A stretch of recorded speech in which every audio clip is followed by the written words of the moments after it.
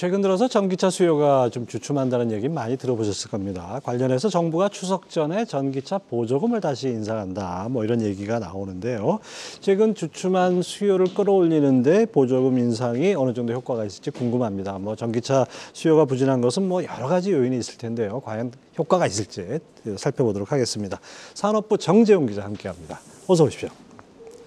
자, 이 전기차에 대한 한시적인 보조금 인상을 추진한다. 어떤 내용입니까? 그렇습니다. 이제 기획재정부와 환경부가 추석 전이죠. 그러니까 이르면 내일인데 이제 일시적인 전기차에 대한 보조금 인상을 하는 발표안을 마련을 했습니다.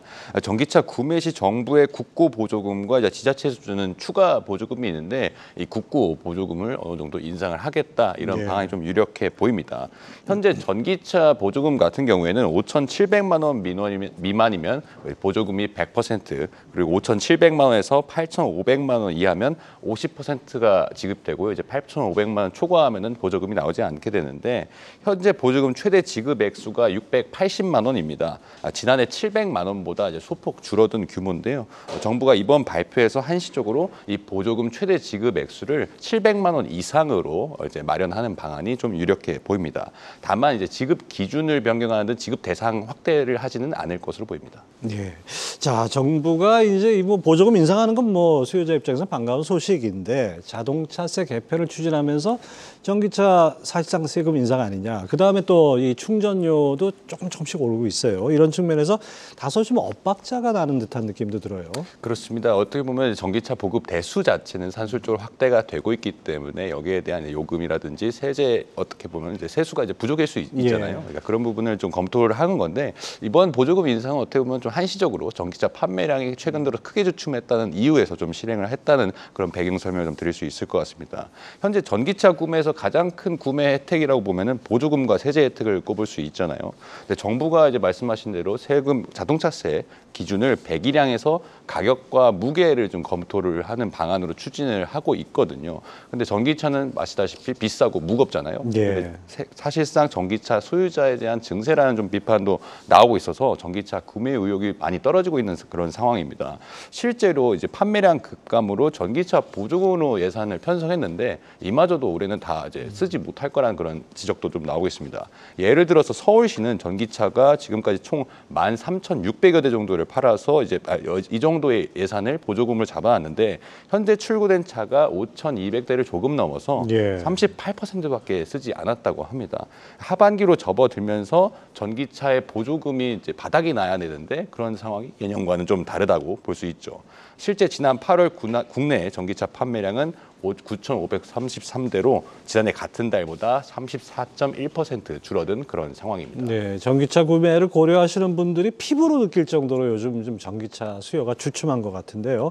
이 보조금을 일시적으로 인상하는 거, 뭐 획기적으로 늘리는 것도 아니고 약간 인상하는 게 전기차 수요를 다시 끌어올릴 수 있는 방안이 될지.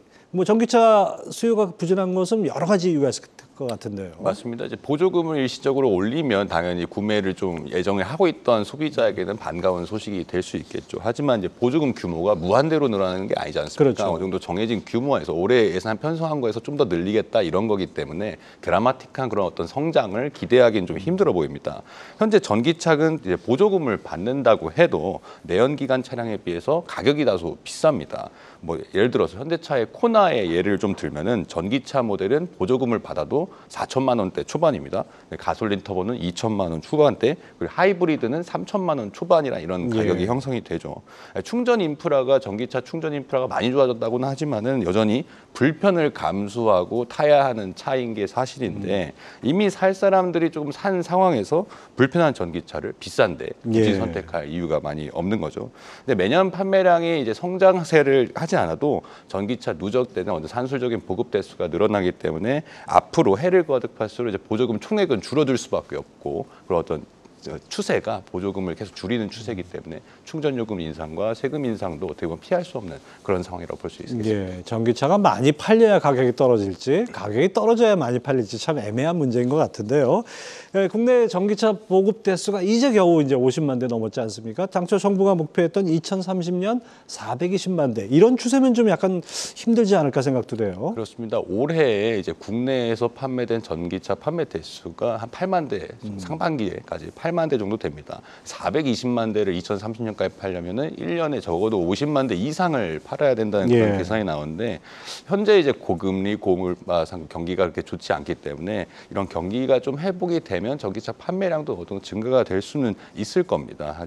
여기에 따라서 또 최근에 완성차 업체, 현대차 그룹을 비롯해서 전 세계 완성차 업체들이 모두가 다 신차를 전기차로 설계를 하고 있기 때문에 해를 거듭할수록 이제 누적되는 전기차의 판매량 자체는 늘게 되긴 할 텐데 다만 이제 우리나라를 비롯해서 전 세계 특히 미국 같은 경우에서 친환경 정책을 일시적으로 앞당기면서 좀 급격하게 급진적으로 전기차 판매 대수 목표 자체를 늘린 경향이 있습니다. 따라서 지금과 같은 전기차 판매량 둔화세가 사실은 지속이 된다면 이 정책 목표 달성은 사실 실패할 수밖에 없겠죠. 네, 이 전기차라는 게 단순히 전기차 수요만으로 끝나는 것이 아니고 2차 전지 관련 산업이 워낙 커졌기 때문에 코스닥 같은 경우에 좀 주가 하락폭이 큰 것도 여기에 원인이 있다고 봐야겠죠.